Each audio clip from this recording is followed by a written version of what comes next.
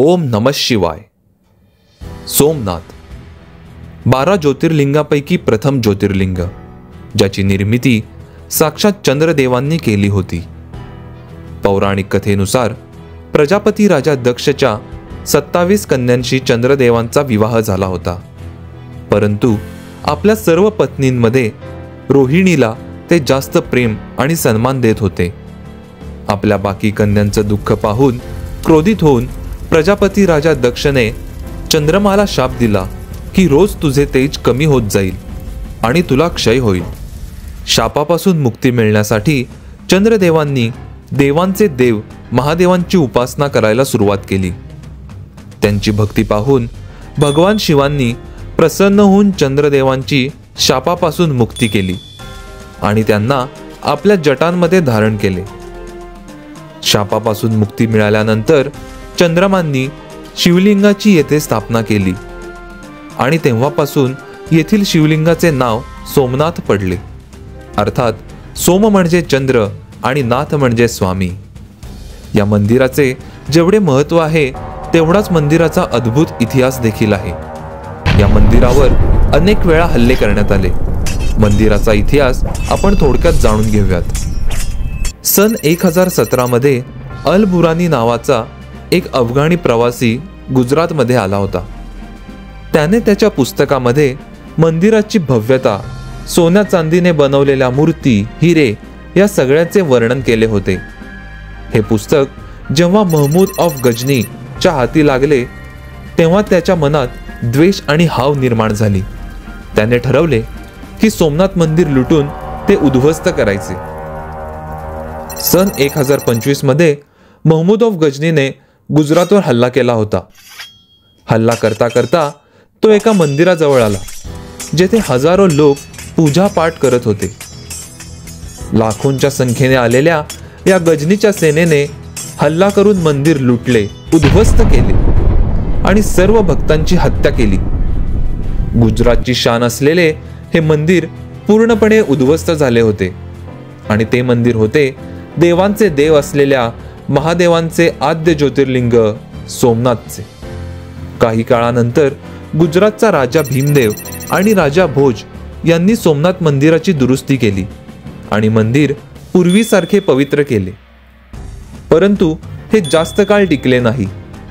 सन 1299 मध्ये दिल्ली सल्तनतचा क्रूर सुलतान अल्लाउद्दीन खिलजीने सोमनाथ मंदिरावर हल्ला केला।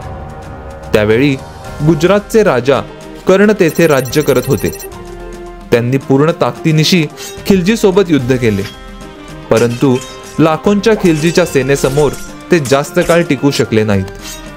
खिलजीने सोमनाथ मंदिरावर हल्ला करून मंदिर पूर्णपणे उद्ध्वस्त केले आणि मंदिरातील सर्व किमती सामान, सोने चांदी लुटून नेले। यानंतर गुजरातच्या शाही घराण्यांनी परत एकदा मंदिराची पुनर्स्थापना केली, परंतु त्यानंतर देखील मुघल राजा औरंगजेबने पुन्हा एकदा सोमनाथ मंदिरावर मोठा हल्ला केला। हा हल्ला इतका मोठा होता की हल्ल्यानंतर जवळपास 200 वर्ष मंदिर उद्ध्वस्त अवस्थेत होते। त्याने घोषणा केली होती, जितक्या वेळा मंदिर बनवले जाईल तितक्या वेळा ते उद्ध्वस्त केले जाईल। त्यामुळे बरेच वर्ष मंदिर दुरावस्थेत होते। अशाच हल्ल्यांपासून वाचण्यासाठी सन 1783 मध्ये इंदोरची राणी अहिल्याबाईंनी मुख्य मंदिराच्या खाली एका गुप्त मंदिरामध्ये शिवलिंग लपवले होते। यानंतर पुन्हा एकदा सन 1951 मध्ये मंदिराची पुनर्स्थापना करण्यात आली। भारताचे तत्कालीन पहिले राष्ट्रपती राजेंद्र प्रसाद आणि सरदार वल्लभभाई पटेल यांनी मिळून मंदिराचा जीर्णोद्धार केला। चला तर आता आपण या अतिशय प्राचीन आणि पवित्र अशा सोमनाथ ज्योतिर्लिंगाला भेट देऊ। आपण आता आलोय वेरावळ रेल्वे स्टेशनला, जेथून सोमनाथ मंदिर 7 किलोमीटरवर आहे। सोमनाथ रेल्वे स्टेशन पण आहे, परंतु मोस्टली सगळ्या ट्रेन वेरावळ जंक्शन सोबत वेल कनेक्टेड आहेत। स्टेशन पासून मंदिरात जाण्यासाठी शेअरिंग किंवा प्रायव्हेट ऑटो आहेत। 50 रुपये देऊन तुम्ही शेअरिंग ऑटोने मंदिरात जाऊ शकता किंवा सोमनाथ ट्रस्टच्या मोफत बस देखील येथे आहेत। जर तुम्ही फ्लाईटनी येणार असाल तर नियरेस्ट एअरपोर्ट राजकोट आहे, जेथून सोमनाथ मंदिर 200 किलोमीटर आहे. तसेच GSRTCच्या बस देखील येथे अवेलेबल आहेत. मंदिरात प्रवेश करण्याआधी सर्व इलेक्ट्रॉनिक वस्तू आणि लगेज ट्रस्टच्या लॉकरमध्ये जमा करावे लागते. त्यासाठी विनामूल्य लॉकरची सोय येथे आहे. मोबाईल जमा केल्यामुळे मंदिराच्या आतील शूट घेता आले नाही. ओम नमः शिवायच्या जयघोषात आम्ही शिवलिंगाचे दर्शन घ्यायला निघालो. सुवर्ण गाभाऱ्यातील अतिशय तेजस्वी आणि भव्य अशा सोमनाथ शिवलिंगाचे दर्शन घेऊन मन अगदी तृप्त झाले. सकाळी 6 ते रात्री 10 वाजेपर्यंत मंदिर दर्शनासाठी खुले असते. दर्शनासाठी आम्हाला साधारण 15 ते 20 मिनिट लागले. संध्याकाळी 8 वाजता येथे लाईट अँड साऊंड शो पण असतो, ज्याचे तिकीट तुम्हाला मंदिरामध्येच मिळेल. अडल्टसाठी 30 रुपये आणि किड्ससाठी 10 रुपये असे तिकीट्सचे रेट्स आहेत. दर्शन घेऊन आल्यावर तुम्ही ट्रस्टच्या मोफत अन्नछत्रमध्ये महाप्रसाद घेऊ शकता. सकाळी 11 ते दुपारी 3 आणि संध्याकाळी 7 ते रात्री 11 असे अन्नछत्रचे टायमिंग आहे. अन्नछत्रच्या समोरच जुने सोमनाथ मंदिर आहे. जुने सोमनाथ मंदिरचे दर्शन घेतल्यावर संपूर्ण दर्शन होते असे मानले जाते.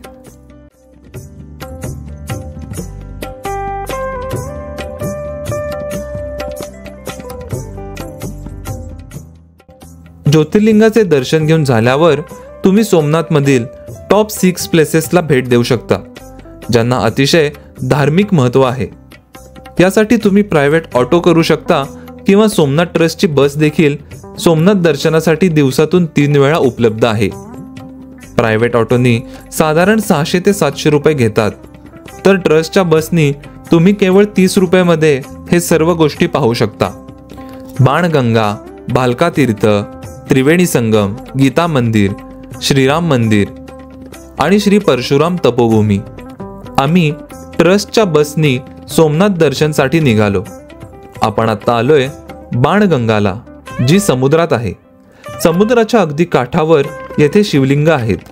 या जागेचे महत्त्व म्हणजे जेव्हा भगवान कृष्ण पिंपळाच्या झाडाखाली विश्राम करत होते, तेव्हा त्यांच्या पायाला जरा नामक शिकाऱ्यांनी मारलेला बाण लागला. तेच हे बाणगंगा ठिकाण, जेथून शिकाऱ्यांनी बाण मारला होता. बाणगंगेचे दर्शन घेतल्यावर आपण भालका तीर्थला आलोय, जेथे श्रीकृष्ण भगवानांना बाण लागला होता. या जागेचे महत्त्व थोडक्यात जाणून घेऊयात. और इस जगह का नाम भालुका तीर्थ है. वो बुला रहे हैं. यहाँ पर मंदिर के अंदर में पीपल का पेड़ है, उसके नीचे भगवान श्री कृष्ण बैठे हैं. इसी जगह पर उनको पाँव में तीर लगा है. जिस बहलिये ने तीर मारा है वो यहाँ पर माफी मांगने के लिए आया है कृष्ण भगवान के चरणों में. कहा जाता है श्री कृष्ण भगवान ने उसको माफ किया है. उसका एक तात्पर्य कथा स्टोरी ये भी बताया गया है कि भगवान राम ने रामावतार में बाली को मारा था. उसी टाइम पर बाली ने राम से सवाल किया था, प्रभु मेरा कोई दोष नहीं है, आपने मुझे क्यों मारा. भगवान राम ने उसको वरदान दिया था, तू ही मुझे मारेगा अगले जन्मों में. यहाँ पर वही सिलसिला जारी रहा है.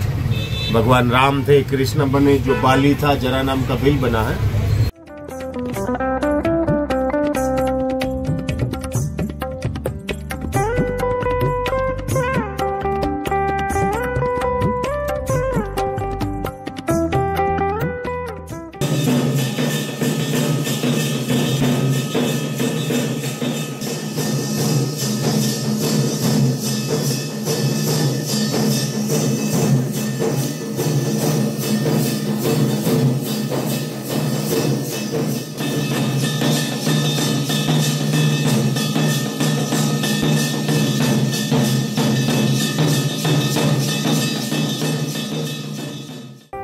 आता आपण आलोय सोमनाथ दर्शन मधील तिसरे ठिकाण असलेल्या हिरण्य, कपिला, सरस्वती या त्रिवेणी महासंगमावर.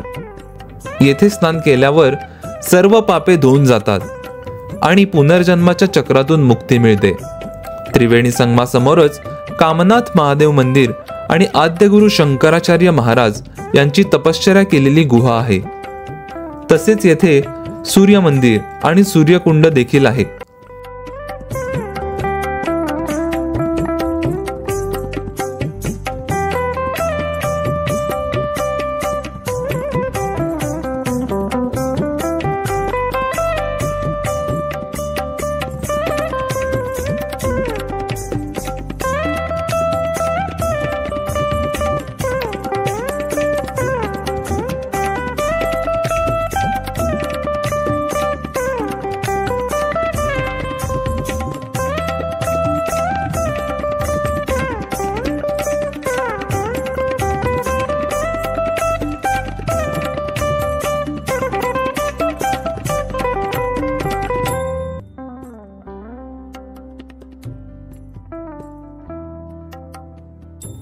यानंतर आपण आलोय अतिशय धार्मिक महत्त्व असलेल्या गीता मंदिरच्या परिसरात.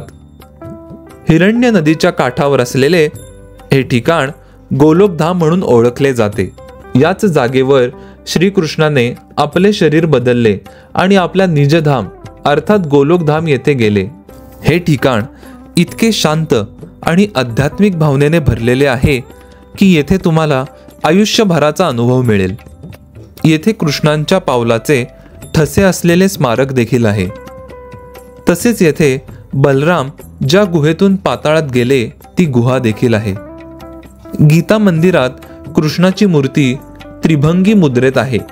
येथील मोठ्या हॉलमध्ये संगमरवरी भिंतीवर आणि खांबांवर गीतेचे श्लोक कोरले आहेत.